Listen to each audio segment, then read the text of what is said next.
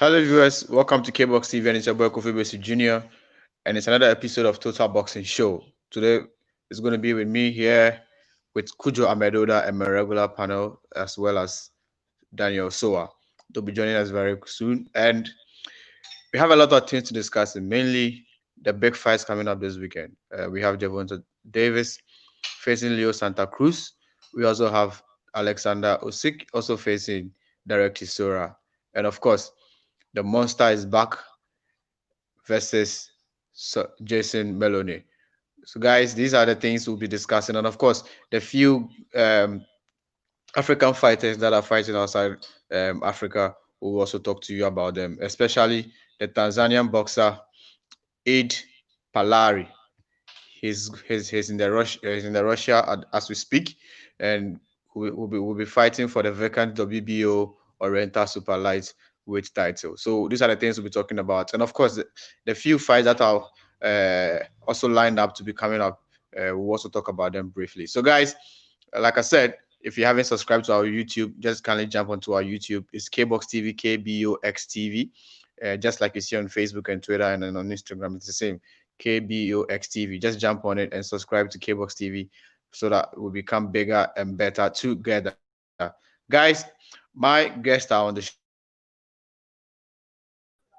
show, and let me introduce them. Cudjoe, welcome to KBOX TV.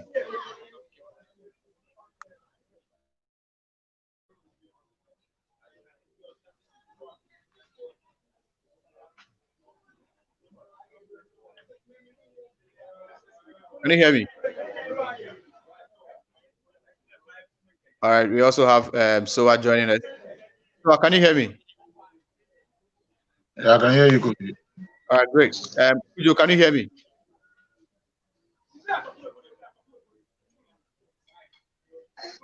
Amedoda, can you hear me?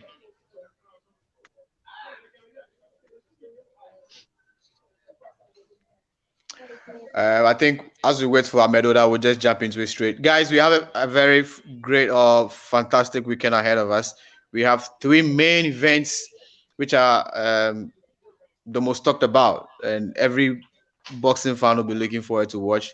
Talking about the return of Gervonta Davis, the monster also being in the US to make his US debut against Jason Moloney. We also have Aleksandr Usyk, who is in the UK as we speak. He's been going around making a lot of media tours, engaging the fans, just like we know him to be enjoying himself. He's also going to face Derek Chisora, the Zimbabwe the Zimbabwe uh, boxer or a Zimbabwe British boxer. All right, so it's going to be a very exciting week ahead of us. But as we prepare to talk about these fights, there are some fights in Africa that I would like to throw light on, um, especially this fighter. It will be fighting in Russia for the vacant WBO lightweight oriental title. Guys, this is one of the guys that have made African proud. He's a former um, All African champion, All African Games champion. And so he goes into the game with a lot of expectation to be able to become a WBO lightweight oriental champion at the end of tomorrow. And so we'll be following this one closely, and we'll bring you guys updates on how things will go with this one. Also in Tanzania, um, no, South Africa, we have this fight also coming out in South Africa, very big and very huge. Um Also, we're also going to follow this one and also bring you guys updates on how things will fare as well. This is the entire card happening in Russia. It's a very big card. The entire card, this is between Marut Buse versus Nuri Sefari, is the biggest fight or the main card. But then of course uh, the undercard will include our own Tanzanian boxer Pialari, who will be looking to make himself proud and also grab the vacant WBO Oriental Super Lightweight title in the process. Also, another fight that is also coming up in South Africa is this fight: Joshua Studaro versus Tumelo Matsani. It's another fight that will be coming out tomorrow in South Africa, and yes, this is going to happen in Tanzania as well. The win was even earlier today, which I tuned in to watch. Fantastic fight for the UBO title. All right, so a lot at stake in Tanzania, and no, this is in Democratic Republic of Congo. Sorry, this is the Democratic Republic of Congo fights that are going to happen in the DRC, and of course, this title is at stake, and we're going to see how it's going to go. So we're following it very closely, and we'll bring you updates from this one as well, guys. These are fights happening in Africa, like I said, and the only one which is in Russia, who represent an African fighter on the dole in Russia. How do you feel about this thing that boxing is gradually returning, and in Africa we see more in South Africa and also in Tanzania, and then of course Democratic Republic of Congo. Let me come to you straight, Amedoda. Amedoda, can you hear me?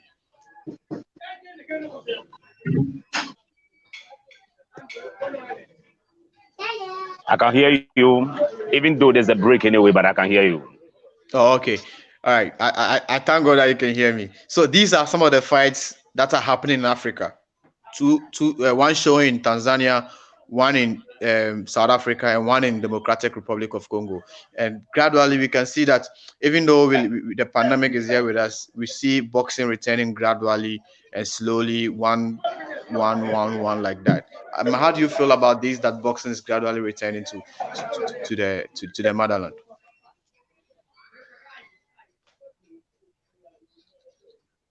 I'm not happy with what is happening about boxing especially in Ghana.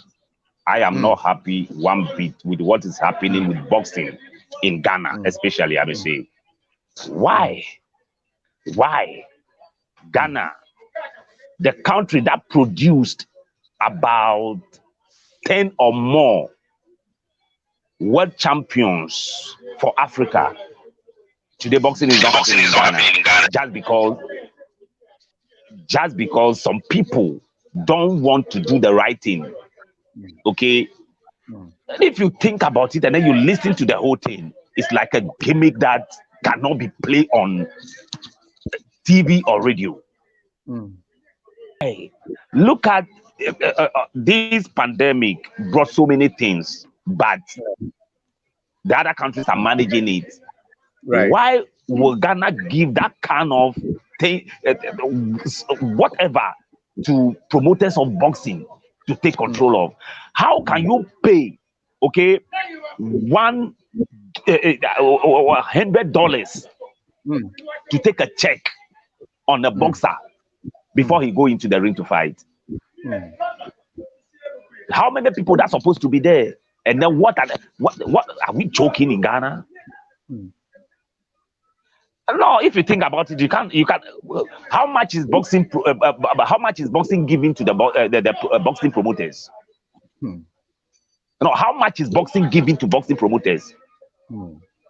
How can you produce $100, okay, to take a check on one person before a fight? No, Ghana is a joke. They are not serious. Tanzania is fighting, okay. Yeah. Zimbabwe is fighting. Look at all these. Right. I want to update the viewers on what Amedoda is saying.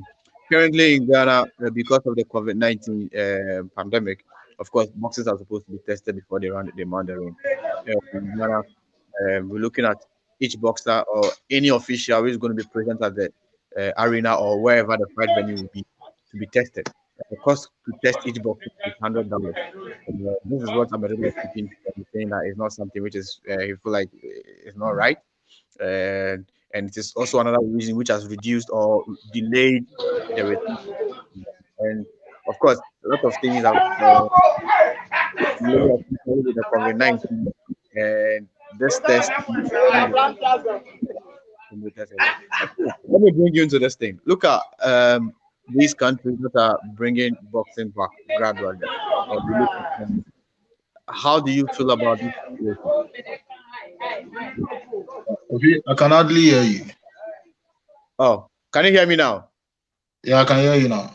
All right, so I'm saying that looking at how boxing is gradually returning in other parts of Africa, Tanzania, South Africa, and then Democratic Republic of Ghana, and then looking of Congo, sorry, Democratic Republic of Congo, and then looking at how things are, how it with Ghana, and still nothing to give us the hope that boxing is going to return in soon because of the $100 and all that. How do you feel about all these things and all these issues and matters arising with the delaying of Ghana boxing?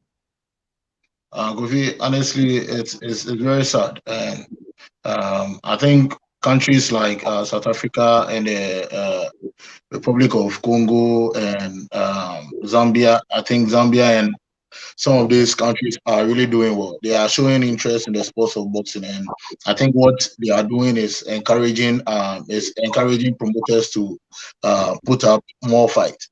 Because Kofi, if we are in a country like Ghana, where we know how the economy is, we know promoters are not making that big money from fights. So if you come and you tell me I should pay $100 for the person, then where am I going to get that money from? And how am I going to even if I'm able to get the money to do the first fight, I'm not going to get a lot of people at the arena because of coronavirus.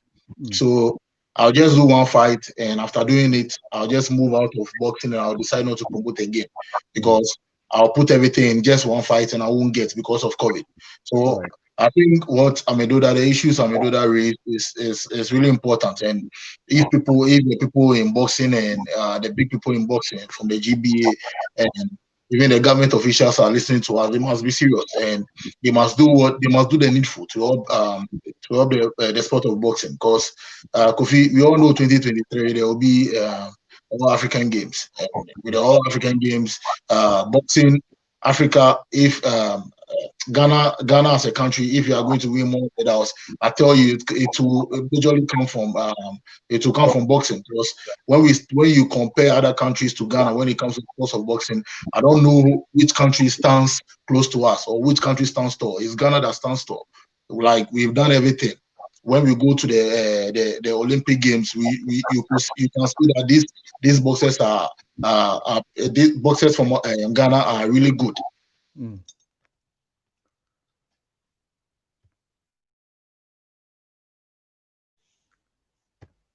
And all they need is the support. So All African Games is around the corner.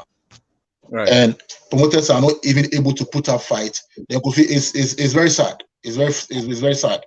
So the government and the GBA must really petition the government on reducing that $100. At least, Kofi, if they can reduce it to even 100 cedis instead of $100, it will be very good. Yeah. So that promoters can make fights. I side with you on that, on the reduction of because of course, looking at the world, one thing that we can't take away from is the fact that every boxer that is mounting the ring now is definitely doing the test. So it has become mandatory for boxers to do the test, and so I think we have to look at the prices. And one topic that was raised during this stakeholder meeting was the fact that maybe they could also engage these local testers to use the boxes as a place where they will test the product to see whether it is really effective. You understand, to be able to deploy the product to the masses, or let Ghanaians get access to that particular testing kits. So I don't know how where the conversation is with this COVID-19, but obviously, if we're still at the $100, as Amedoda is saying, then it means that we still haven't moved forward from the last stakeholder meeting conversation that they were having. And this is a country where we don't have image rights and TV rights. You understand? So everything the promoter is going to put in is everything that the fans are not going to come, right? And we're already struggling with TV TV coverage. And so if the promoter is going to spend all these money at the end of the day, not make earnings and then just pushing all the money into all the rest of the stuff, including officials and then any other person who is going to be at the venue to watch. I feel like it's a lot of money. So yes, we'll plead with the government to look into this thing and then see a way of coming in and then reducing the money, at least $100 if it comes to 100 cedis. We know the difference is big, but consider the promoter who will be only promoting this fight maybe once time, like I feel like that because of the COVID-19, this will be like a one-time thing for some promoters to be able to promote, considering the fact that Kabe will be promoting somewhere around December 26th. So if he's coming into it like one time, it means this one time is paying. He's going to pay almost 700 to close to like $1,000 or $2,000 for all the officials which are going to be at the venue. So which is a lot of money, right? This money can be go into paying prices of boxes. So it's one thing that we're going to plead with the government and the rest of the people in boxing to look at this so that the boxers will be able to participate in the event. And looking at what is happening in South Africa and then in Tanzania and in the Democratic Republic of Congo, it gives me hope, that boxing is returning gradually. We don't know if these countries are sticking to the $100 or corona test, but the good thing is that at the end of the day, they are trying their best to make sure that boxing lovers in their countries will be able to enjoy the sport. Same as some of us that are following from across, away from their country, will also get to enjoy boxing in their country. So we want to say very big shout outs to these countries which are making sure that their fans or boxing fans in their country and across the world will be able to enjoy boxing from Africa. Now let's jump straight into the issues or the fights which are happening this weekend. Let's just jump straight into this one. This is the Inoue versus Jason Moloney fight, which is happening at the MGM Grand. MGM Grand in Las Vegas. A very big fight. Now let me just go straight to Cudjoe. Cudjoe, can you hear me? Yeah, I can hear you. So we have this big fight coming on. What is the prediction of this fight? Prediction first. I'm going with Naoya. I'm going with Naoya Inoue. Okay. Let me go. I'm going with Naoya Inoue. Okay, let me go to Daniel. Daniel, just prediction. Who are you predicting to win this fight? I'll go with Naoya too. Naoya. Okay, all right. Now Amedoda, why are you going with Inoue for on this one?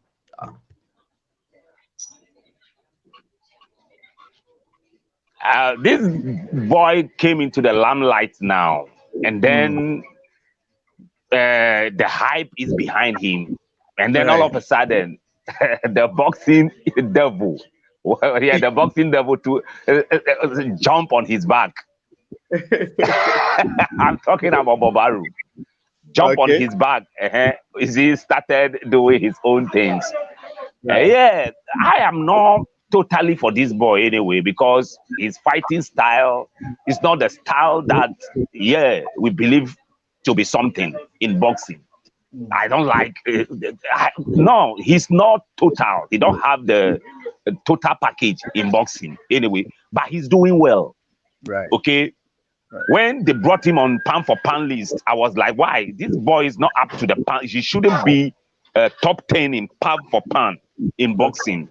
But they brought him there, and then the guy is surprising people. He's doing things, especially his last fight against this veteran, Nonito Donaire. This guy did a very good job, even though his style was not total anyway. But he did a very good job with Nonito Donaire. Before that, he surprised people with some fights, about some 2-3 fights in that contest that whatever that they brought up. In that this thing, he performed well. He surprised people with some fights. So he's doing well. Yeah. He's doing well. So even though I'm not rating him to be first thing of the pound for pound anyway, but they are rating him 1 to 3 in pound for pound. Okay, in pound for pound, he's 1 to 3. Yeah, which I doubt so much. In my pound for pound, 1 to 10, he's not in, but he's doing well. So I'm tipping him to win this fight against Moloney. Okay, all right. Now, Sowah, looking at Moloney, he stood with Inoue at one point before this fight. It was part of the hype towards the fight, and then he said he has stood with the man. He's going to hit him with punches that he has never been hit before. looking at this guy who is coming to the fight very determined and has psyched himself that he feels like he has the power to punch this guy like he has never been punched before. Don't you have any doubt in your mind that somebody coming to punch someone that has never been punched before will be able to cruise to victory after punching this guy who has never been punched with the power that he possesses? Kofi, I know Naoya Inoue is going to win the fight, but it's not going to win it easy.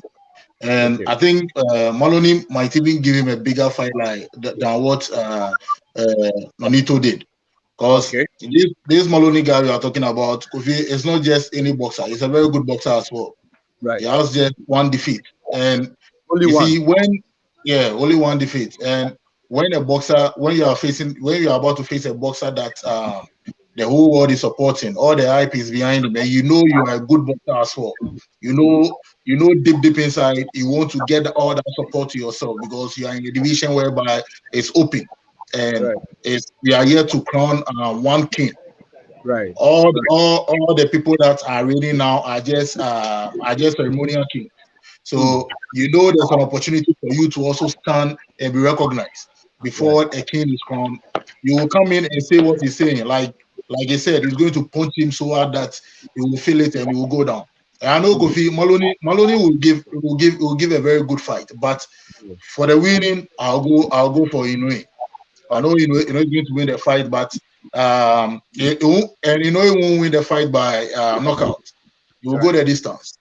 Okay, great. This is one of the fights I'm looking forward to because of the fact that we have Casemiro on standby, looking to fight this guy to unify the division. And so I'm very excited for this one, and I hope that Naoya can be able to cruise over Moloney. Of course, for the boxing fans, for us to be able to see the unification fight, I would love to see Inoue cruise to victory to get a fight against Casemiro. Now, let me jump into this one as well. This fight, it's coming on this weekend as well. We have Usyk versus Chisora. Usyk versus Chisora. Let me come to Amedoda. Amedoda, this fight has been hyped a lot. It's a fight which was supposed to come on even before the COVID-19, and then finally, after all the injuries and the back and forth and all that, boxing fans will be able to watch this fight. How do you feel about this fight?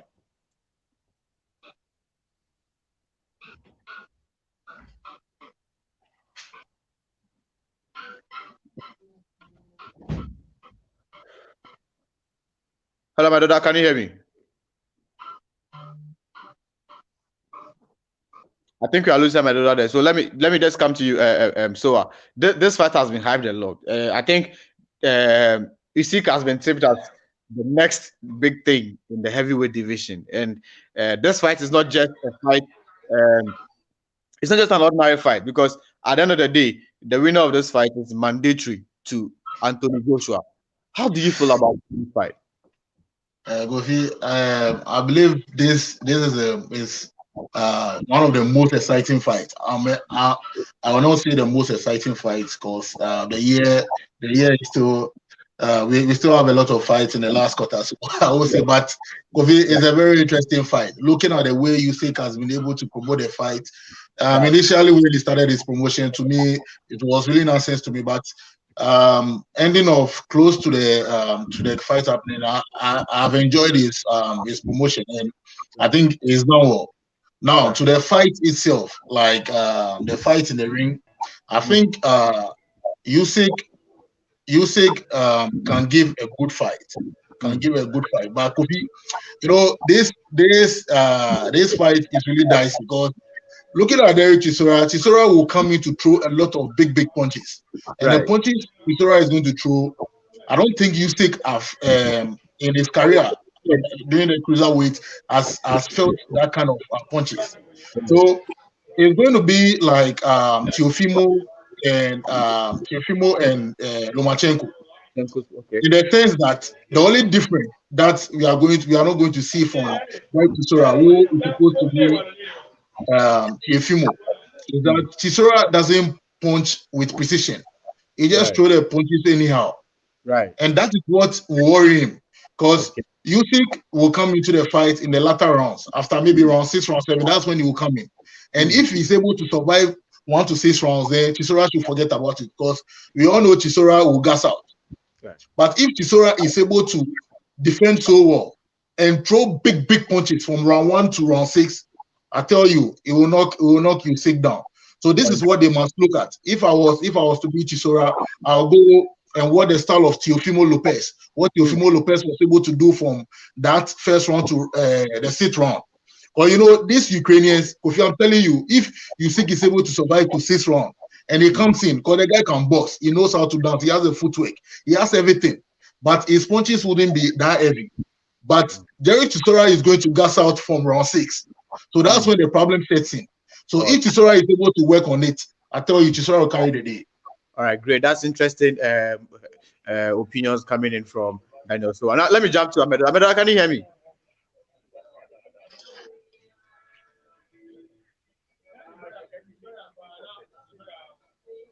Amedoda, can you hear us? Yeah, I can hear you. Yeah, let us get your opinion on the fight. The Usyk versus Chisora fight. Oh, well, Usyk versus Chisora. This fight, I may say, is a good fight for the system that we are now. Okay. Because COVID took care of everything, and then we are still dancing around things. So Chisora and Usyk, it's a good fight. You see, for some time now, Chisora is just like somebody over there for heavyweights. Right. That the young guys will try. He has become a journeyman. Can step on and then, you understand. Right. He's one boxer that Chisora is a boxer that you cannot put your bet on him, because he will come in and then do things that you will not believe this guy is doing, this kind of things. Right. You understand? He don't come into the fight to let the fans feel the fight. He come in with so many things, and then before you realize, at the end of the fight, he will lose. That's another thing. Yeah. The fight that you put your bet in, you put your bet on Chisora, you will start doing so many talk, a whole lot of controversy and things like that. But at the last day, Chisora will lose. He will lose. You understand? Right. And then Usyk is on the scene for some time now. He did things on crucial weight, okay, light heavyweight. He did things there. He put his mark on the wall, and then he's now in heavyweight. Surprisingly, he's in pound for pound rating, which I don't agree with anyway. Pound for pound 10, he's there, which I don't agree with 100% anyway. But the guy is doing well. That's done. Yeah. Okay, he's doing well. Yeah, he's doing well. So if this fight is fixed and then Chisora is ready to come into the ring with this guy, then it will be a tough test for this guy, because he never faced somebody like Chisora before. Yeah. Usyk never faced anybody like Chisora. Chisora is the guy who will come in even before the fight. You will listen to, if you listen to him, you might back out. You kiss him. You understand? So Usyk is in for a fight. Right. Usyk is in for a fight of his life. If you want to make a mark in heavyweight, this is the fight that will prove it. So Usyk, even though I'm believing he will win the fight anyway, but he have to prove it in the ring against Chisora. All right. Like I said, it is a test for him to be able to write his name in the heavyweight division as a force. That needs to be reckoned with, and then the force that is needed to overtake Anthony Joshua, because he's a person that every boxing fan has been like narrowing his name to go face after the victory over Derek Chisora. Now, Sowah, let me come to you. Let's look at the body mass of Aleksandr Usyk now. When he was cruiserweight, he had a different body weight mass. Of course, he had to make the weight to be able to compete. And then his first heavyweight debut, I saw how he had gained weight. But looking at his body mass now, he has become looking much more bigger than his last fight. I fear maybe it will slow him down. But anytime that I watch his dancing moves, looks like it's the same footstep, right? Do you feel like he has gained too much weight for this fight? Kofi, for the weight will definitely affect him. That one, no one can take it out. Because when he was at a cruiserweight, he was making that weight. And the way he was moving his leg, the way his footwork and his movements were okay for that. Now, age and time changes people. He's at a heavyweight now. And if he wants to maintain that kind of movement he was putting at the cruiserweight, you can't put on much like that kind of weight. It will slow you down. We've seen people like Klitschko. Klitschko was able to maintain that kind of weight and was still fighting at the heavyweight division. So if he thinks putting up the weight is going to really help him, like putting up the big weight it's going to help him, it's wrong. We saw what happened to AJ when he fought on Luis. AJ was so big. Even when he fought Klitschko, he was so big. But what happened when he became a little thinner? He was able to move around and he was able to survive 12 rounds with Andy Lewis. Someone who was very fast.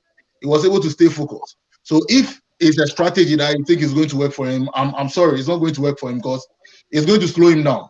That weight, he will feel it.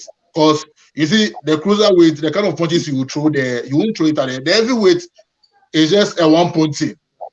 Just 1 point. And if you rush and you throw, you go and throw with this way, you go and throw a lot of punches. Your arms will feel your arms will be weak. To do the kind of thing that we are expecting him to do from the round 6 to 12. So it's good you brought in a thing like this about the weight, because the weight might not make we see what we are predicting now. Right. Interesting. Now, Amedoda, now let's look at what David Hayes has said. You know, of course, he is handling Chisora now, and I was watching him make some comments about Chisora. He said ever since that he started promoting, you know, he's now managing him. So ever since he got into his place, he's giving him and guiding his career in such a way that he'll be able to, you know, achieve the things that Hayes was able to achieve. Of course, Chisora has been on the scene for a while, but he has not been like a world champion or has not lifted any title for us to go like. But Hayes says he's guiding him gradually to be able to reach that goal, and he says that people should not write Chisora out. He himself feels like this is the fight that will pull himself out, and then we'll overcome Usyk, and then after that with they being working hand in hand with at the end they'll be able to get him a world title shot at with Anthony Joshua, and then Tony Bello also said that he feels like Chisora was going to,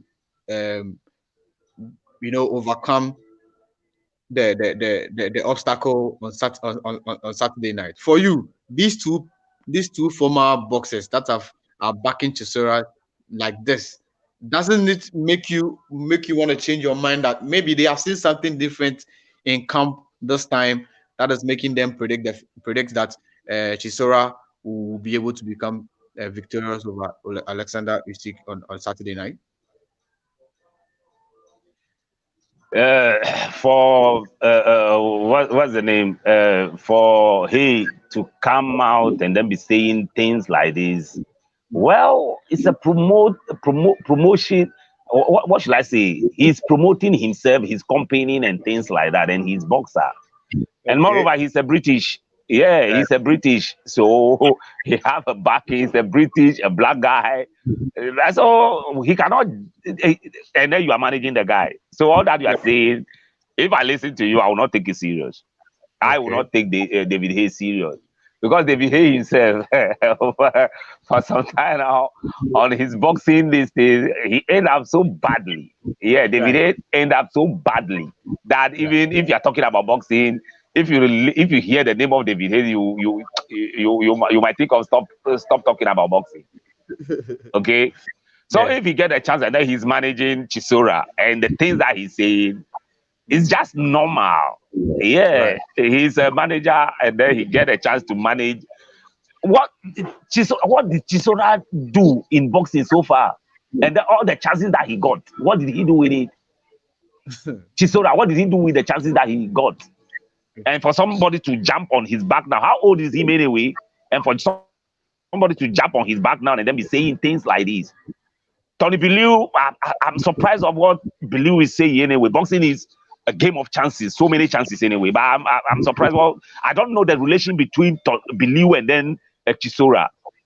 For him, he's a manager now, so he's okay to do that.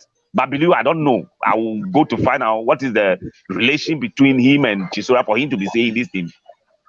The problem for you, Isaac, is the way that he's putting on. That's the lazy side, the lazy idea, the lazy work of boxers. So if he's putting on unnecessary weight, because the weight between the light heavyweight and then the heavyweight, you can maintain it. Right. If you maintain the same weight, you can fight the heavyweight and then make it successful. And then you too, you are a slick boxer. Okay, you cannot go into a heavyweight with that kind of weight. For you to be hanging on your what should I say, slick side and then put on a heavyweight, what are you going to do? You will lose them. You will lose. So Usyk should be very careful of himself as he's coming as a heavyweight. Heavyweight is not a matter of putting on so much weight. Right. So he should be very careful. I'm tipping him to win this fight. Win it hands down. He can sometimes knock Chisora out if he's able to do things right. Did with Dylan White, and so for me, as much as I'm rooting for Usyk, I would love to see an upset, because this year has been an upset year. COVID-19 has come, it has upsetted everybody. So I would love to see another upset. I would love to see another upset, and of course, for once, 36 years old beat 33 years. And so that we can continue giving the credit to the old guys and saying they are being disciplined and taking their craft very seriously. The guys that have made boxing fun, like we all agree with Chisora, his press conference, the things he would do and he would say and all that. These are the things that we want to see. Promotion, you understand? It makes it, like I was watching him and Tyson Fury. Over a beer meet. I think they were at a beer, enjoying beer or something. And then he said he was going to give him the fight. You should relax. He likes him. He's going to give him the fight. So when people get fond of people and doing him and all that, it just brings some different sort of excitement. This is what we want to see in boxing. Of course, even though he's not a world champion, he has made himself so attractive that boxing fans even see him more than a world champion. And this is what we want to preach to our up and coming fighters in Ghana and Africa as well. I mean, what you do it with love. And then when you get opportunity, make sure that you're able to win fans to follow you so that they'll be able to pay to watch, and then to, if it's pay-per-view, they'll be able to subscribe to watch you. And then if they have to come to the arena, they want to do that to watch you. So, yeah, is this one of the guys and another fight you're looking forward to? And the card, the card in UK is a very exciting card. We have a lot of fights on it as well. As you can see in the picture, we have Lee Selby versus George Cambros Jr. in a 12 rounds contest. We have also Bilal Lajon versus Tommy McCarthy. They'll be fighting for the vacant European Boxing Union, not EBU cruiserweight title. And then female fight will be versus for the vacant WBO World Female Welterweight title. So it's going to be a very big one on it. In fact, Matchroom Boxing has done a very good job in female boxing. It's one of the things that we need to commend them for. Ian has made sure that almost I think it's the whole year he's been featuring the female fighters on his bill, and in November he even has that all female card coming on, which I'm even more excited. And yes, it just tells you that boxing has grown and the female boxing is also growing as well. So Savannah Marshall versus Hannah Rakin is one fight I'm really looking forward. And of course, the WBO World Female Middleweight title is also last week. And another title on the night is Amit Timlin versus Kali Sekli. They'll be fighting for the vacant Commonwealth British Empire female super bantamweight title, also all female fight. And so we'll be looking forward to this event and seeing how it's going to go, and hope that these guys will give us very interesting fights. Because after this fight, we'll be crossing over to the USA to go watch the big one. So we are hoping that they'll warm us up enough for us to be able to see this fight. Right. See this fight. So guys, this is the last fight we'll be talking about. Tank versus Santa Cruz. This fight has been hyped. I think it has been one of the most hyped fights. 4 months solid. Hype on hype on hype on hype on hype on hype on hype. We've seen legends talk about this fight. We've seen, I mean, a boxer leave Baltimore, go to Las Vegas to train with his promoter. Like, Mayweather is, of course, it's his promoter, TMT. True. Yeah, TMT. To be able to prepare to face a four-time world champion. It's a very tough fight, and of course, Santa Cruz has accepted the fact that this fight is the fight of his life. Now, let me come to you, Sowah. This fight, the build-up, everything. What do you have to say about it? You know, when you have good promoters, when you have good streaming companies, when you have big guys like Showtime that have been in the game for so long, even in COVID time, they will do wonders. They've shown us that. They've shown us that. Forget about COVID. You see, when you want to make millions and you are really focused, you make millions of dollars. And the hype from the fight from the beginning, it tells you it's a pay-per-view fight. They really made it a pay-per-view fight. If they charge big dollars, people will pay to watch this fight. Because it's an interesting fight to watch. See the kind of luxury you see the bosses when they are flying, what they do in the company. This is luxury. This is something you watch and you enjoy. This is entertainment that is worth it. And if the day they are telling me I should come and pay $100 to watch the fight, why not? I'll pay because it's Christmas. We are enjoying the last quarter of the bossy calendar, and this is well promoted. You see, it's COVID time, and they've really promoted it well. So, big up to the Mayweather team, big up to Showtime, and big up to Mayweather himself. You know, when this fight started, they created a little controversies and on why Mayweather was training Deviani instead of training Gervonta. And Mayweather came into war. You know, Mayweather is a controversial man. I was surprised the way he handled the whole issue, and it's beautiful. Right. Just that it qualifies the fight, even with that chapter of that story of the promotion, it qualifies it to be a pay-per-view fight. So big up to them. Right, great. Now let me come to you, Amedoda. I see you laughing a lot. What are you laughing at? Well, I'm so happy with what Sowah is saying, the way Sowah is putting his analysis and things like that. I'm so happy with it. Yeah, that is it. What are we talking about here?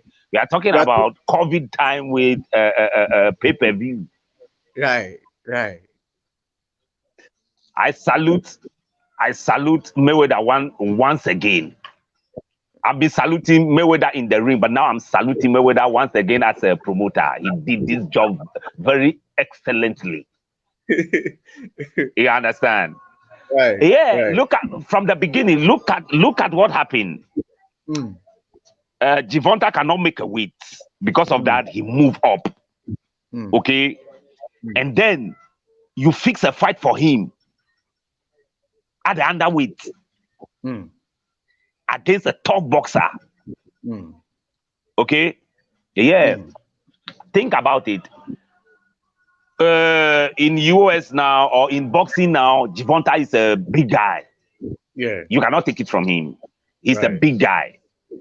And then when it comes to Leo Santa Cruz is a household name. It's a beast. Okay. He's done it 4 times. Yes. Okay. And then he's having a part of America behind him. Right. And then he's having the whole Mexico, okay, backing him. Okay. Yeah, a whole Mexico backing him.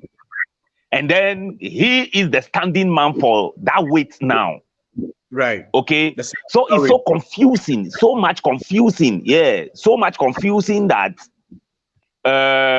you will write what's the name, Leo Santa Cruz off for this fight. Right. So the whole Latino are behind this guy. I'm bringing this also it's just because I'm saluting Mayweather for this promotion and making it pay-per-view, and it will yield. Everybody will open their mouth. I'm telling you, it will yield. You understand? I understand. Earlier on, I was asking myself, why fight like this? And then the smart thing Mayweather did was to have time for Gervonta, okay? Moving from his comfortable zone, okay, to himself, and then be with him all the time in the ring. And then one smart thing, what I was surprised about is one smart thing he did. He let Gervonta Tank lose the weight, make the correct weight for the fight a month before the fight. Right. That's one thing that I was. No, this guy is so smart. This guy, yeah, he made the weight. Yeah. And then now he's training on the right weight. Right. You see, he's training with the right weight now. So at the fight time, at the fight day, there will not be anything like gassing off. It will be a problem for him to gas off. He cannot gas off just like that because he knows the weight for some time now. Yes. Right. You understand? Right. And then Gervonta, this is the guy in boxing today. This is the guy who knows all the angles of the body. And then he throw the perfect punches.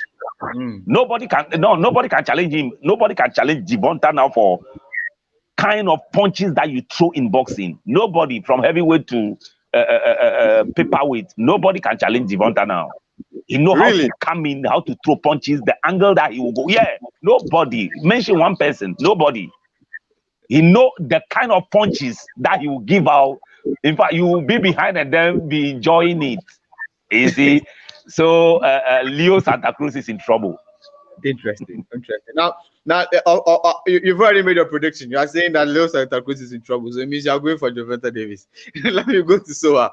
Sowah, this fight, of course, let's give credit to the first pay-per-view over this COVID-19, which is the Charlo brothers, and we saw how the numbers they did amazing numbers. Even on knockout. I'm saying knockout. they did very cool numbers, and then it's being followed on another Showtime event and another pay-per-view. This is going to be the first time both fighters will be fighting on a pay-per-view. That's the first time that Gervonta Davis will officially, fight under his own promotions. Even though he's fighting on the Mayweather, they still have he's made a GTD promotion. And then Mayweather as well on the Showtime. So all these things go, in making him like the next Floyd Mayweather. Because looking at how Mayweather himself has taken interest in trying to bring him up and then market him and sell him and groom him, and all these things that he's doing. Definitely he's trying to find a successor. And one of the interviews that Gervonta granted, he was saying that Mayweather has taken him as a son, because all of Mayweather's sons, none of them is boxing, but seeing what he is doing and everything, he has thrown his weight, even the Ferraris and everything. You understand? It's making him the star, introducing him to the musicians, introducing him to the stars and everything, with all these things that Mayweather is doing, to make sure that Gervonta Davis is able to become the next Floyd Mayweather. Did you think that Davis himself will be able to step into the shoes and make sure that all these things that Mayweather is doing will not be in vain, considering the fact that he has lost titles on a scale before, and this time, of course, he has gotten things differently. But what if he goes back to Baltimore and Mayweather is not with him again? These are all things that we need to look at. But of course, towards this fight, he's been able to make it and all that. But Do you think he'll be able to stay disciplined after this fight? So if he's able to win, that is, if he's able to win this fight, we'll be able to stay disciplined and continue the legacy that Floyd is trying to build for him. Kofi, first of all, I'll start by saying Gervonta is a very stubborn boy. And apart from him being stubborn, if you really look at Gervonta, he's a very smart guy. Yeah. It's really smart because I've watched most of his interviews, and from the way he talks, this is the kind of guy that he knows where he's going. He knows he's able to detect fake people around him. And Kofi, if you have a stubborn boy who is able to, who is smart and is able to detect fake people around him, it tells you it doesn't depend on anybody. All the people around him, it doesn't depend on anybody. So, like you said, Mayweather have shown him all those support and all that. But me sitting now with my own opinion and analysis, I tell you, Gervonta doesn't really depend on anybody. He wants to be the next big thing, and he's trying to go through the hard way. Because Kofi, deep down, Gervonta is a very good fighter in the ring, and most of his fights, when he's done, he will ask the people around him, what is this boxer saying about him? What is this saying about him? What is this saying about him? And he's trying to get to know the kind of mindset, how people see, how people think about him in the ring and all that. And he works towards it. So Kofi, after winning, he's going to definitely win this fight. He's not going to win it the easy way, though. It's going to be a big fight, and it's going to be tough, but he will definitely win. But the aftermath, after winning the fight, Kofi, I tell you, this guy is going to improve. He's really going to improve, and he's going to be the kind of guy that everybody wants to see. And Kofi, I strongly believe he might even become bigger than Mayweather. Because Kofi, when I started following Gervonta and what he's doing now, I've realized the guy is a very stubborn boy, right? He doesn't respect anyone, but he's very focused. He's smart and intelligent. I watched his interview with Mike Tyson, and Mike Tyson was asking him whether he has friends, like boxer friends. He said he has no friend. He doesn't want to make friends with anybody. This is the kind of guy that he doesn't want to get any bad energy. He's being focused. He knows where he's going to. Because what is going to destroy most of the boys at 135, those the Vianney, Ryan Garcia, the good boxers, it's friendship and the kind of people they surround themselves with.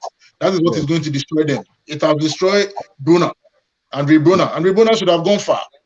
But people around him, partying, doing unnecessary things, these things will slow them down. And I see Gervonta,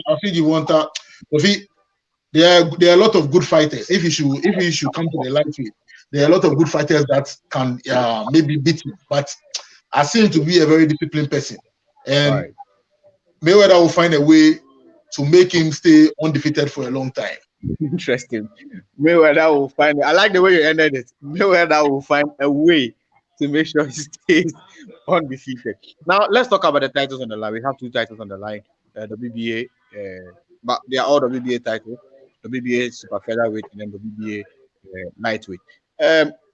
This is one of the things which also confuses boxing fans. For somebody to be competing against somebody in a different weight class, right? And of course, we have the sanctioning body sanctioning it again or coming in to play again. Amedoda, for you, super featherweight and featherweight and lightweight, they are 2 different weights. Why should they even be allowed? First of all? Well, if we talk about belt and staging of boxing now, there are so many things around there. WBA and WBC, they are confusing everybody. They are confusing everybody, including themselves. Okay, including themselves. WBA, they are challenging themselves. WBA, WBC, they are challenging themselves. Okay. Interesting. When they come to WBA, they say something is global. What is global? Apart from one title, global. And then they are so many. Okay. I don't know why they are doing that. Okay. WBC want to overpass them, come out and say franchise. I don't know what are they frying and then chasing. I don't understand. You cannot understand the whole thing. and then you come to find out that, oh, it's the boxer who requested that a whole time requested to be a franchise what. You don't understand. So this thing that they are saying, like lightweight and super featherweight. I listen to the way that they are, but I once again salute Floyd Mayweather because he sees something in this guy. What's the name? Leo Santa Cruz. Okay, he see the backing of Leo Santa Cruz. And he see that, hey, Leo Santa Cruz is somebody that can give out a good fight, but no matter what, he will lose to Gervonta Davis. Okay, that is why he put on, he organized this fight. Okay. So the belt, some time ago, Floyd Mayweather himself said it, that, hey, belt don't make me. he said it before, that belt don't make me. Right. Okay, so it's not about the belt, it's about the promotion. Okay. It's about the organizing of the fight. It's not about a belt. So these different weights, and then they are fighting, and then the 2 titles is on the line. These are the things that we should be asking these organizations. That what are they taking us for? What are they benefiting? Yeah, this is what they are benefiting well from it because they are paying to them because of the title. But what are they putting? What are they putting we, the supporters of boxing, the followers of boxing, into? How can 2 different weights fight in a ring for 2 titles? It doesn't make sense. It's interesting. It doesn't make sense. So these are the people. For Floyd, he's just making his money. This promotion is very good. And then if it's a pay-per-view, and then if you look on the bill very well, this bill is a very rich bill. Whoever will pay to watch this bill will be very happy because this guy is there, Progress. Reggie Progress is there, a very good boxer, and then he will give you all that you want. He's qualified to. He'll be even fighting the main bout. And then Madalino, what's the name? Madalino is there. It's also on the card. Okay. Diego Madalino is there. Okay. A very good fight. Very good boxer with a very good fight. So the bill is wealthy for pay-per-view. Interesting. Now let me just to the 2 different weights. Go on, bro. Come to the 2 different weights. Yeah, come to the 2 different weights in the ring at a time. And that's one thing that another confusion. So we will live with it. The confusion is there already, so we will live with it. Interesting. Like you said, the card is very rich. We have also the BBA World Super Lightweight title also on the line as well. WBA World Super Light title. So we have Ryan Carl versus Mario Barrios, who will be facing each other for that title as well.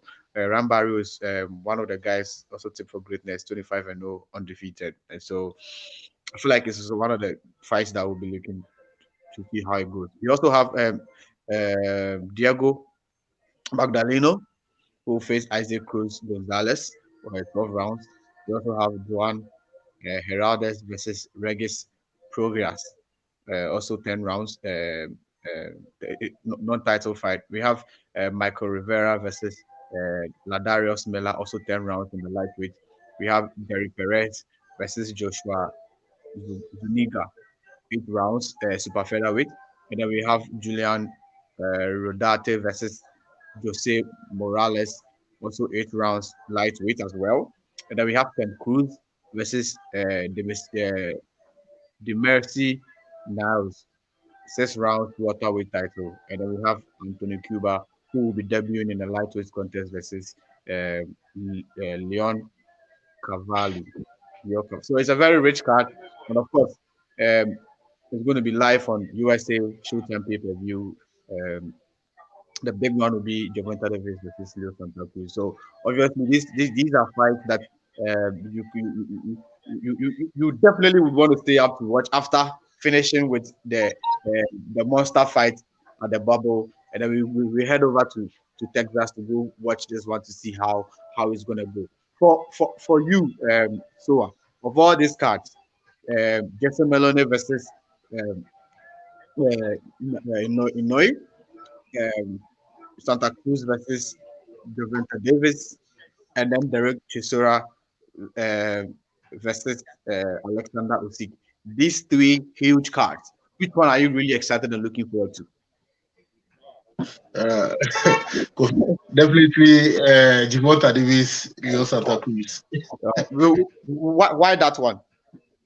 Kofi, when you look at all these cards, you realize these are two great guys, and with where Gervonta is now, Gervonta, we all know Gervonta is supposed to be at the lightweight, and for some reason, it still comes down and it goes up, and he needs to finish with what he's doing and move back to the lightweight to face those big boys there to make a statement.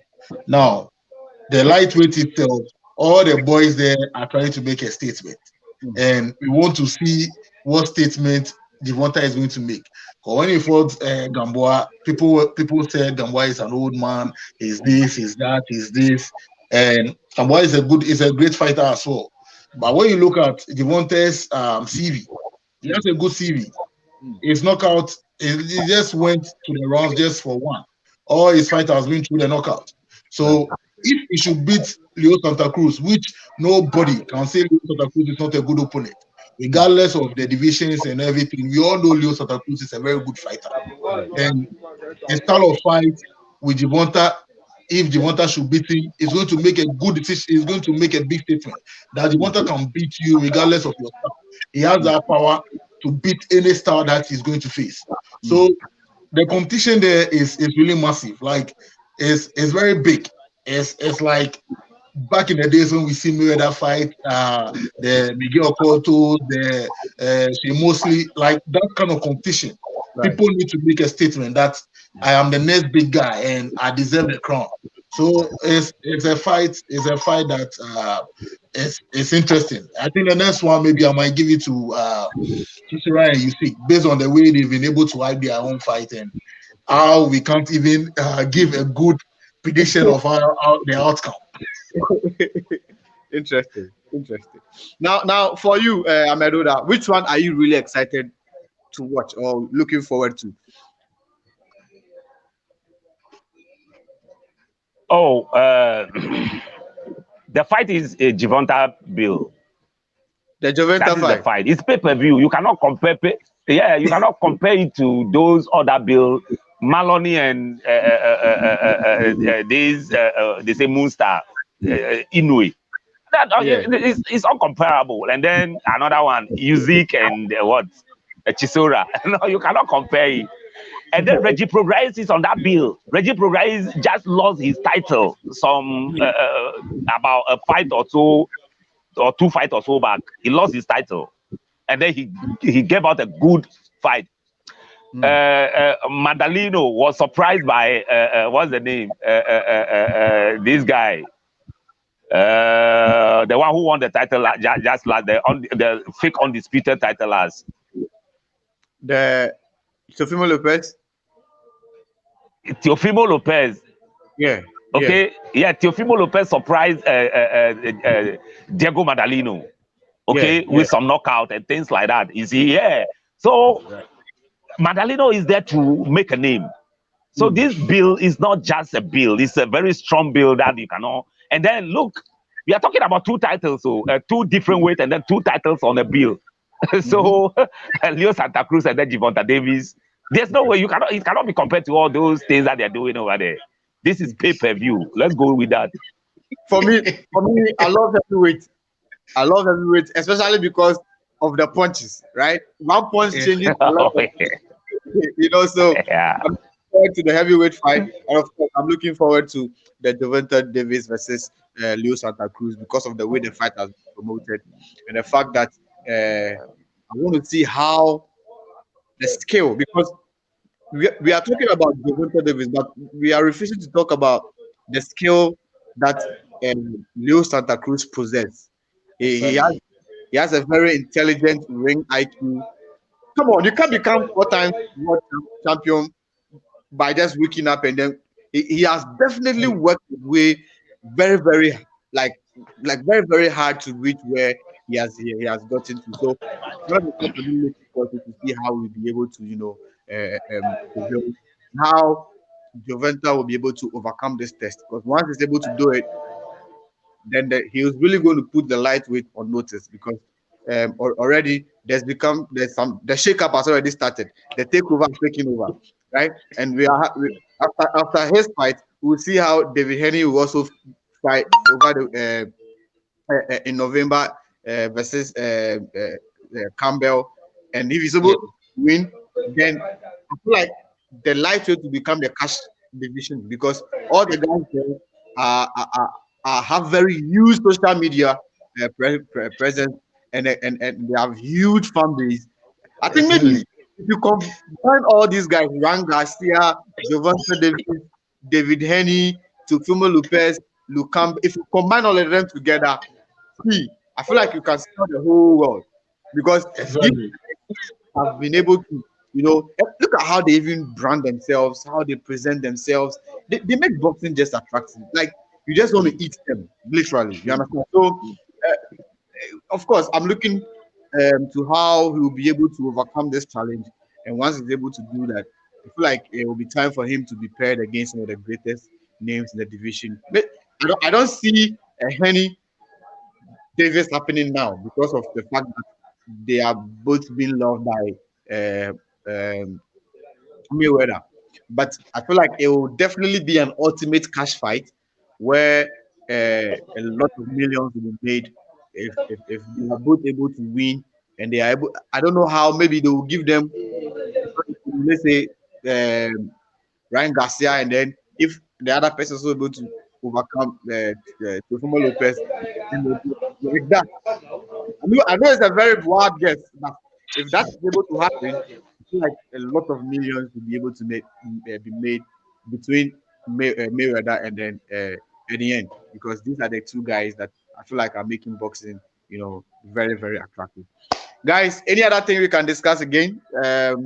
Any other thing that you would like to bring up for us to discuss? For Ghana, I know because boxing hasn't started, things are down. So I don't know. Amedoda, is there anything happening that you want to talk about? Yeah, we have to go back to the story, what we started with. GBA, what's the name? GBA. Yeah, and then Ghana government. Yeah. Yeah, Ghana government and boxing. Yeah. That is the thing, but let's go back a bit. You see, in lightweight there's so much over there. There's so much in the word lightweight. So much that the evils that are there, the main evil, the Satan himself that is there, what's the name? Bobaru, is making things so difficult for boxing. Okay. Interesting. What happened? Do you know the problem that I have with that lightweight there? No. Bobarum is promoting Teofimo Lopez and Lomachenko. Okay. But Bobarum focus is on Lomachenko to make him a star in boxing. That is why they started everything. He already made him a star. No, he didn't finish. He want him to be called undisputed lightweight. We didn't work, and I'm happy with. Do you know why? He didn't finish. Do you know why? No, he didn't finish. He just want to call Lomachenko undisputed lightweight champion. And in fact, good God in heaven, make it collapse. Yeah. Because in boxing, when a world title, okay, when you get a world title on the base of what's the name? On the base of a vacant title, you are not a satisfied world champion. Until you defend that title, then you will become a satisfied world champion. You understand that? And then, dubiously, Bob Arum made a vacant WBC world title for what's the name? Lomachenko. Right. Okay, yeah, for Lomachenko. So Lomachenko became 2 title champion. 3. Okay, and then 3 title champion. Yeah, 3 title champion then. And then IBF was with what's the name? Our own Richard Comey. Right. And then immediately Richard Comey, it was also a vacant title, and then Richard Comey went in for. Okay. Yeah, right. Right. Immediately, Bob Arum, who was even the father of Richard Comey then, Richard Comey, still they are together. And then he was forcing Lomachenko to go for that title. And then Richard Comey was smart and said that no, I cannot defend my title. For the first defense should be unification bout. He will not do it. And then I supported that 100%. As that title would have go to Lomachenko already. Okay. And then as you went to give WBC title to Lomachenko on vacant, okay, which he's supposed to defend and then become the real champion of WBC, they didn't give him the chance to defend it because Devihani is there. And Devihani is the best boxer in lightweight now. No, I don't see anybody over there can beat Devihani in the ring now at lightweight. Nobody. Okay? Because of that, this guy don't want to allow Lomachenko to defend the title against Devihani, and then because he will lose that title, and any title that they put on the line, he will lose it. So he go in for franchise, which I don't know from the beginning that is something that should be on request, and then he requests for the franchise just to make this guy become this thing. What's the name? Next big thing. The undisputed. You see, Gervonta Davis supposed to fight Lomachenko for some long time now, but that fight didn't come on. And I was like, is this guy, what's the name? Mayweather, who is causing it? But I now realize that it wasn't Mayweather. Mayweather don't want, Bob Arum don't want to do business with Mayweather, and Mayweather also don't want to do business with Bob Arum. You understand? So now the chance is there for Teofimo Lopez as a unification champion now to fight Devihani to become undisputed. But Bob Arum don't want that fight to come on because he know that Teofimo will lose the title to Devihani. He know very well that Devihani, Teofimo will lose the title no matter what. He will lose the title to Devihani. So he don't want. He is now calling Ryan Garcia that Ryan Garcia will be a big fight than Devihani. Ryan Garcia, who did not even hold a world title before. Nobody called Ryan Garcia world champion. Devihani is a world champion. Wherever that you take it from. He won the title outside the ring and he defended it in the ring. And then he won convincingly. Okay? So he's a world champion. So what is Bob Arum saying that, hey, Ryan Garcia will be a good fight for Teofimo than Devihani? Look at this. I cannot go with that. Mexicans love boxing, and so for him promoting this fight will bring him a lot of money. Devihani is well known than Ryan Garcia in all angles. Forget about that social media, whatever. What Ryan Garcia? What CV is Ryan Garcia having? What CV is Ryan Garcia having? No. Let's talk about it. Ryan Garcia is not having a good CV.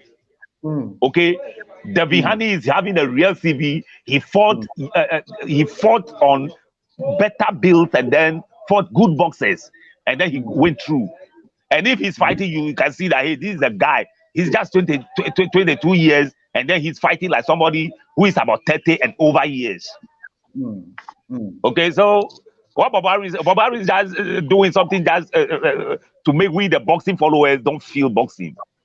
Okay. What is your response to this thing, Sowah? I think Amedoda have said a lot of things that, with all due respect, the 135, you can't say Devihani is the king of 135. 135, there are only 2 kings. and that's Lopez. I've said it severally. Before Lopez will win these titles, I predicted him. You see, between Lopez and Ryan Garcia, I don't know who to choose. But with what Lopez have been able to do, I put him above Ryan Garcia. But for you to say that Vianney is the king of 135, nobody, Vianney, you see, if Lomachenko had fought Vianney, Kofi, you've been into the boxing for a long time. If Lomachenko had fought Vianney, you will beat him. You will beat him with what he did. You see, the way Teofimo, Kofi, with the way Teofimo won those titles, I tell you, see, his IQ is on a different level. See, do you know what the boy did right from the beginning? Tell us. He was guarding, and you see, his right punch, it was like a bomb. You can't come close. That is what killed Lomachenko, because Lomachenko was so scared that if he comes close, and you see, the boy was having that power punch till the end of the fight. Right. It was so deadly for you to come close to him. He never lose focus. If you look at what he did in round 12 was the decider of the fight.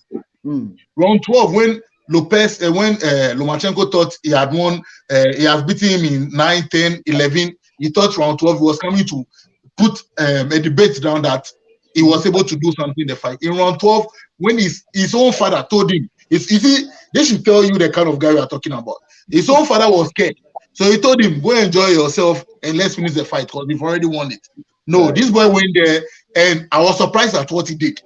He charged, and the thing that what Loma was running away from, right from round 1 to round 6, that is what he saw in round 12. Because round 12, Loma was coming to box, and when he took those 2 punches, he realized he can't come close.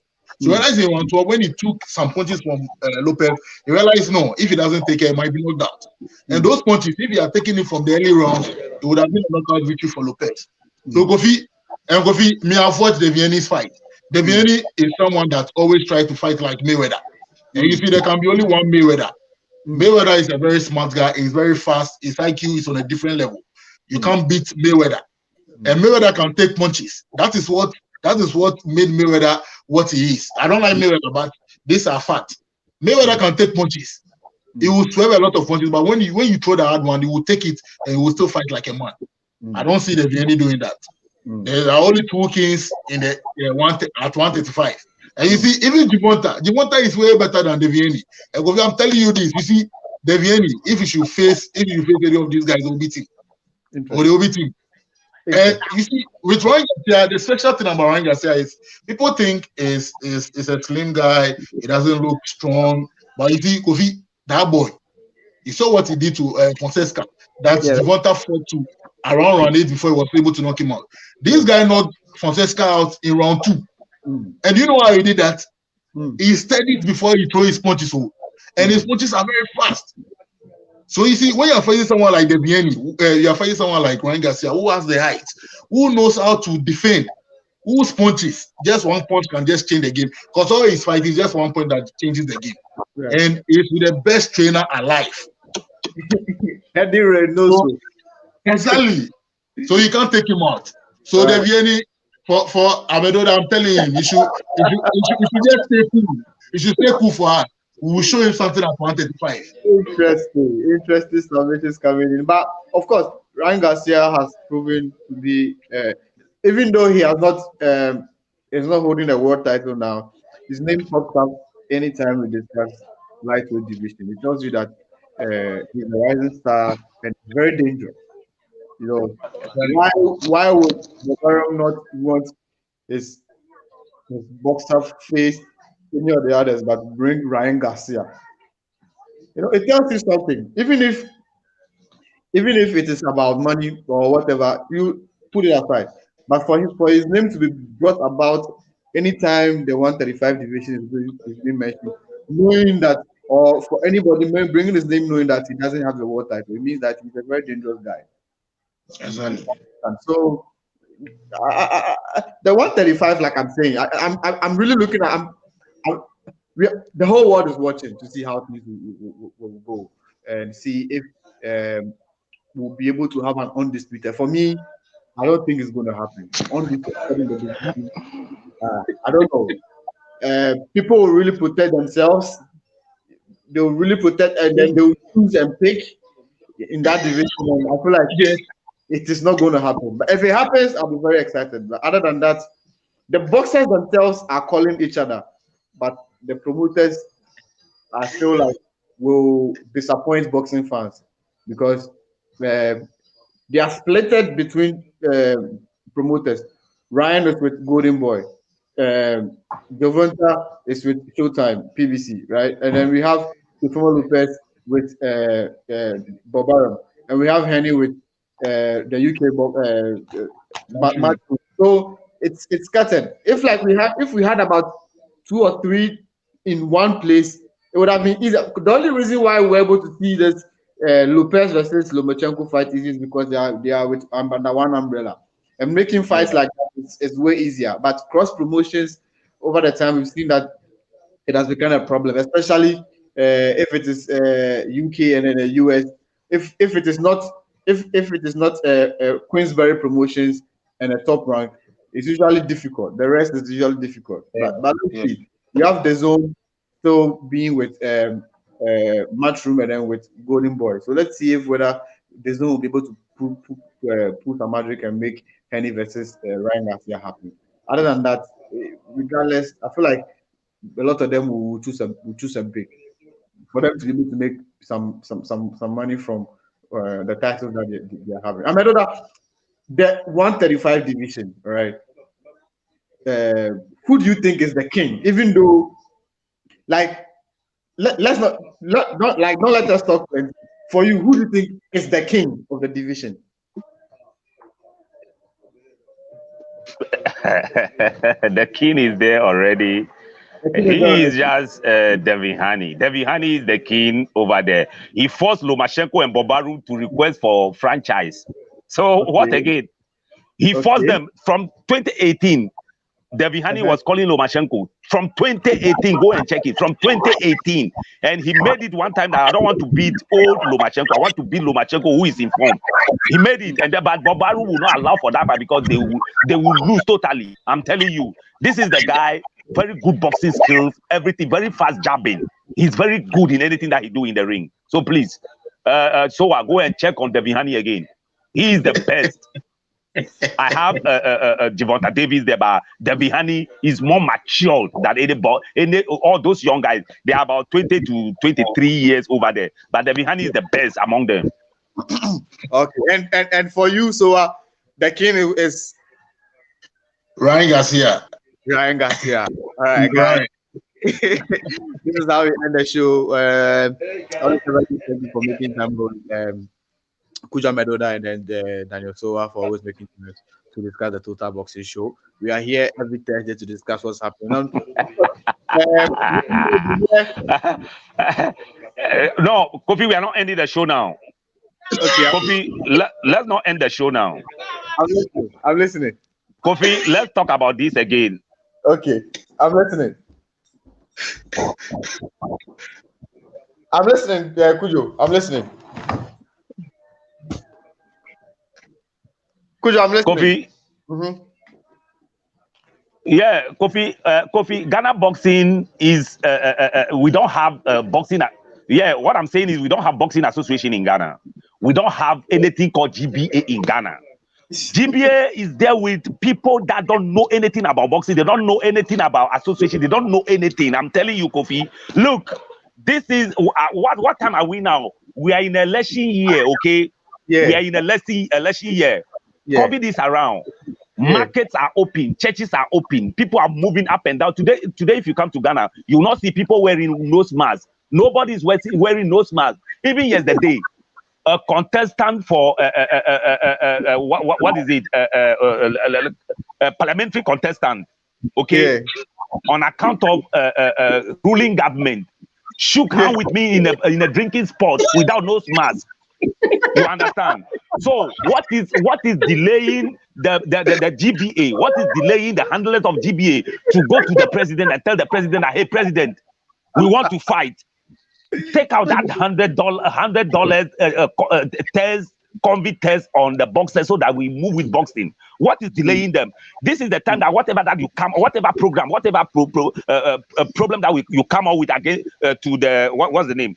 To the president or the president, parliamentarian or whatever, okay, they will swallow it and give you the chance, okay, and then you GBA with the president who is a lawyer will be there and be waiting for a president to tell you that go and box, and then they come out and saying that before you go to boxing arena, test the boxes and then the officials, which one person will cost $100, and then the GBA is there, quiet. All these big guys in GBA, all the big guys, and then all the strong, what's the name, journalists in Ghana, okay, they keep quiet. They are not talking about it. Go to Agbogloshi, go to all the markets. Nobody is wearing nose masks, okay.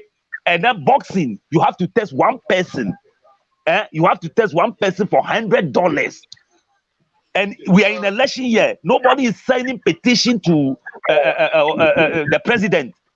Okay, the Ministry of Sports is there idle. They are not doing anything. Do we have boxing association in Ghana? No, to me. Big no. We don't have boxing association in Ghana. I feel like this issue needs to be looked at again, because if people are moving around without nose masks and all that, and like I say, I saw some pictures of the campaign, the NPP campaign, and the people were there. A lot of them were there, and then they were still delivering their messages and all that. Looks like we are not even in the COVID-19 era, you know. So I feel like what you're saying really needs to be looked at again. The GBA should, or maybe Amedoda, maybe promoters are also not have also not stepped out to promote. It could also be like that. That is one thing I'm thinking about. What is Azuma Nelson doing? What is all the promoters? What are they doing? Tawfiq, what are they doing? Azuma has shown this. What are they doing? He's also waiting.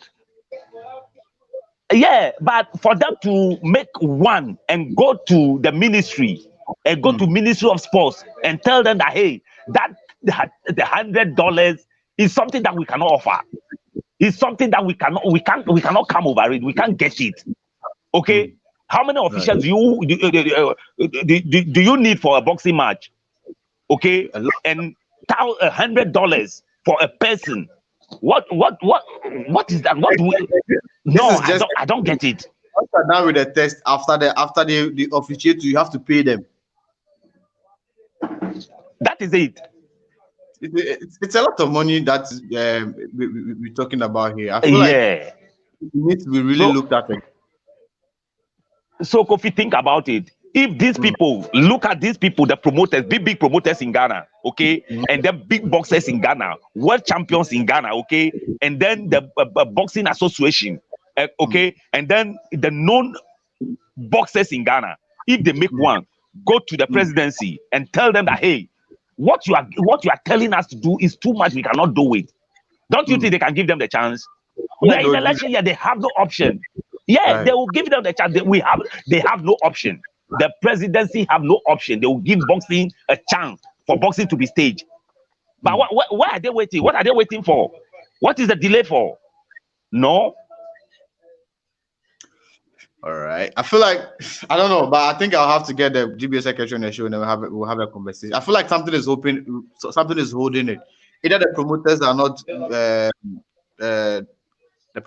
not are pushing the shows to December, because you know usually mostly in December there are a lot of shows happening, and of course from January to now almost the years, like everything has already been messed up. So I feel like they want to do a show, they want to do it very big and end it and end it in December and close the year with. I don't know. So maybe I'll need to get one or two promoters. I'll speak to one or two promoters and see if any offer is on the table. But if it is still with the government restricting, lifting restrictions and telling us that we can promote and still charging $100, I feel like that conversation was they were over to cross that barrier. But I'll ask the GBA secretary and find out if we are still at that side or we've been able to cross it. But regardless, I feel like $100 per person is something which, because first of all, the TV is not backing.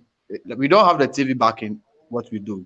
You understand? The TV is not paying the rights, the image rights of these boxers. And so if they fight, they just fight. And then sometimes even some of us are the people who even cover this fight. Meanwhile, the GTV and the Metro TV, all of these guys are there. They don't even come and cover. So $100 is a lot of money, and if it's going to be stadium, you even have to pay the facility owners. The owner is going to pay. So $100, I don't think it's if Amedoda was able to beat an MP in the drinking spot without nose mask, then you guys should allow everything to happen. We are seeing football. We are seeing football being played in some part of the world. Even I think yesterday, Champions League, I saw some countries. They asked some people wearing face nose mask, and it was a good game. And so we will plead with the government to look into it and make sure that boxing returns. And this because you can't keep a hungry fighter waiting. The next thing you might hear a boxer go beat somebody in the street or something. So I feel I mean what Amedoda is really saying is a very good point, a valid point, and the government should really look at it for us so that we can have our boxing back.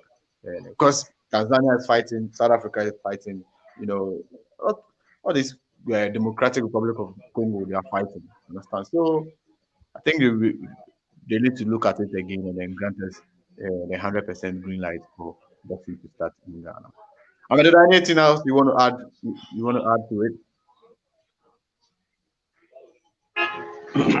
Well, the time is gone and things like that. But Dugbe is having a chance to pin on paper for a fight against Colin, and that's a big fight, which is very tricky. Yeah, it's very tricky. Anyway, it's very tricky for Dugbe. So we will get to talk about that the next time that we are here. I had it in mind for us to discuss that. Looking at the time, I feel like we should just hold on and push it to next decade. Because we're looking at a former world champion against a good medal. It's a very big fight, a very very big fight. Even his own father has come out to send caution to the team. So it's something we really need to look at, and then we definitely look at it. The way stances are against Michael Conlan. So we'll talk about it as well.